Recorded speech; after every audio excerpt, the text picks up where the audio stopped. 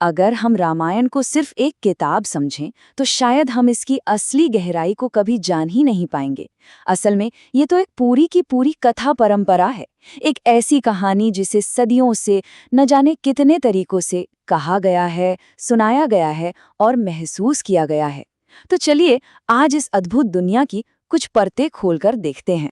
क्या कोई यकीन करेगा कि रामायण का सिर्फ एक नहीं बल्कि करीब करीब 300 अलग अलग संस्करण मौजूद हैं। ये सच है। ये कोई एक ठहरी हुई कहानी नहीं है, बल्कि सोचिए एक विशाल नदी की तरह है जिसकी कई धाराएं हैं और हर धारा अलग अलग संस्कृतियों और समय से होकर बहती है। और ये कोई यूं ही कही गई बात नहीं है। देखिए, ऋषिकेश ब्रह्मचारी जी भी इस बात को कंफर्म करते हैं कि वाल्मीकि रामायण के अलावा भी कई कई रामायण मौजूद हैं। इसका असली मतलब क्या हुआ? मतलब ये कि हर संस्करण इस महाकाव्य में एक नया रंग भर देता है, एक नया नजरिया लेकर आता है। रामायण की गूंज सिर्फ भारत तक ही सीमित नहीं है, ये तो सीमाओं को लांघकर पूरे एशिया में फैली हुई है। थाईलैंड में चलिए तो वहां इसे रामाकियन कहते हैं। इंडोनेशिया में जाएं तो वहां ये ककाविन रामायण बन जाती है। कमाल की बात यह है कि हर कल्चर ने इसे अपने रंग में ढाल लिया, अपने डांस में, अपनी कठपुतलियों में, अपनी कला में इसे जिंदा रखा है।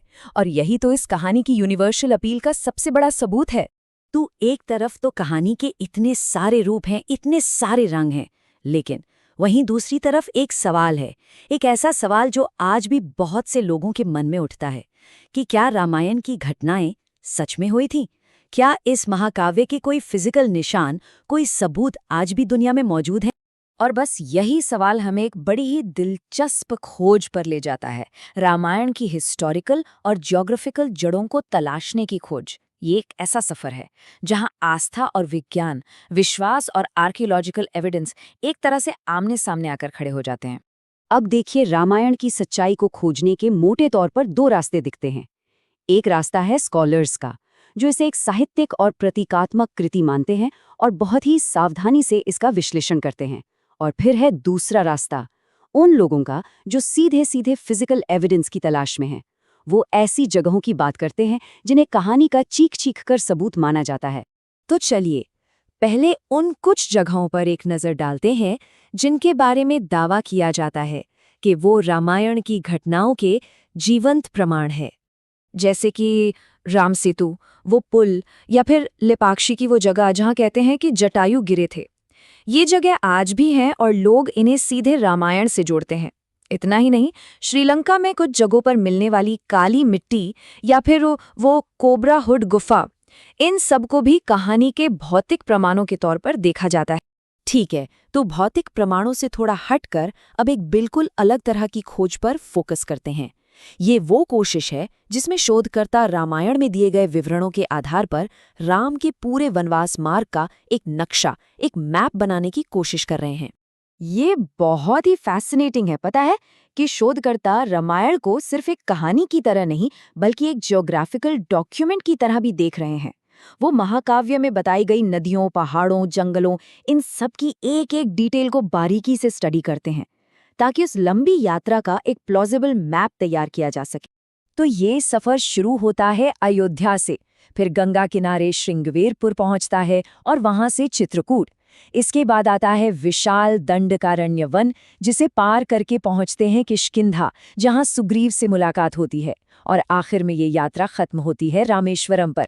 ये पूरा रास्ता एक तरह से दिखाता है कि कैसे ये महाकाव्य पूरे भारतीय उपमहाद्वीप को एक धागे में पिरो देता है। लेकिन ये सिर्फ एक भौगोलिक यात्रा नहीं थी। नहीं, इसके पीछे एक गहरा राजनीतिक और सांस्कृतिक अर्थ भी छिपा है। चलिए अब उसे समझते हैं।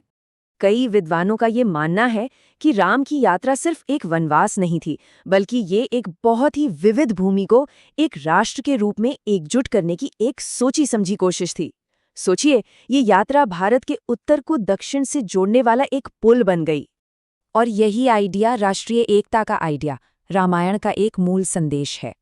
अपनी यात्रा के दौरान राम ने अलग अलग समुदायों और संस्कृतियों के बीच ऐसे पुल बनाए जो जाति और क्षेत्र की हर सीमा से कहीं ऊपर थे। राम के जो गठबंधन थे वो सिर्फ व्यक्तिगत दोस्ती नहीं थी। निषाद राज, सुग्रीव और विभीषण, इनके साथ मिलकर उन्होंने एक ऐसा शक्तिशाली अखिल भारतीय गठबंधन बनाया जो उस जमाने के हिसाब से अभूतपूर्व था। ये दिखाता है कि कैसे सामाजिक, राजनीतिक और रणनीतिक हर स्तर पर लोगों को जोड़कर एकता बनाई जा सकती है। तो चलिए अब हम वहीं वापस आते हैं जहां से हमने बात शुरू की थी, इस बात को समझने के लिए कि रामायण कोई रुकी हुई स्थिर किताब नहीं है, बल्कि एक जिंदा, सांस लेती हुई परंपरा है। रामायण की असली पावर जानते हैं किसमें है? इसकी क्षमता में कि ये समय और संस्कृति के साथ खुद को बदल लेती है, ढाल लेती है। हर पीढ़ी इस कहानी को एक नए तरीके से कहती है, एक नए तरीके से समझती है, और शायद यही वजह है कि हजारों साल बाद भी ये उतनी ही प्रासंगिक है। तो सवाल अब ये उठता है कि एक जीवंत महाकाव्य के तौर पर रामायण को आगे कैसे सुनाया जाएगा? कॉमिक्स से लेकर फिल्मों और डिजिटल अवतारों तक कहानी लगातार नए रूप तो ले ही रही है। इसका भविष्य इस बात पर निर्भर करेगा कि आने वाली पीढ़ियां इसके शाश्वत संदेशों को अपनी दुनिया में कैसे जिंदा रखती हैं।